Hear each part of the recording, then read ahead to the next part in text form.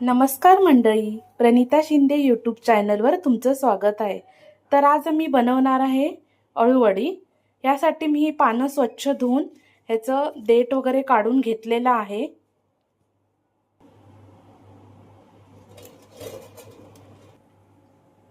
त्यानंतर घ्यायचं आहे बेसन, चण्याचं पीठ, ओवा आणि तीळ, धने पावडर, हळद, थोडंसं तांदळाचं पीठ,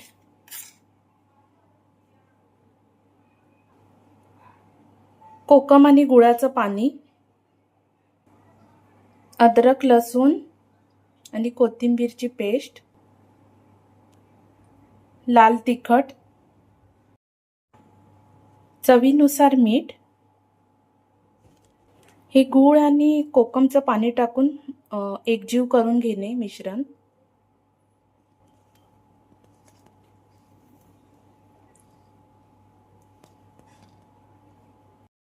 आपण पानांना हे मिश्रण लावून घेणे।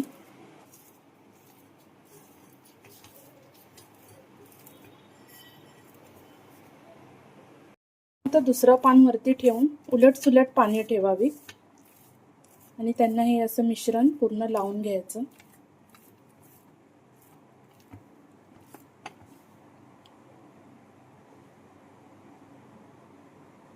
चार पाच पानांना आपलं मिश्रण लावून झालेलं आहे। त्यानंतर हे असं फोल्ड करायची पान।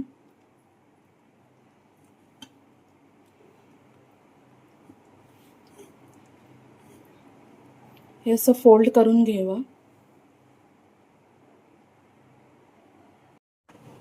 त्यानंतर चाळणीमध्ये 15 ते 20 मिनिटं आपण वाफवून घ्यावे। आता हे आपलं 15 ते 20 मिनिटं मस्त वाफवून झालेलं आहे। आता आपण कटिंग करून घेऊया। आपण हे कटिंग करून घेतलेलं आहे। तेल पण गरम झालंय। आता आपण अळूवडी तळून घेऊया।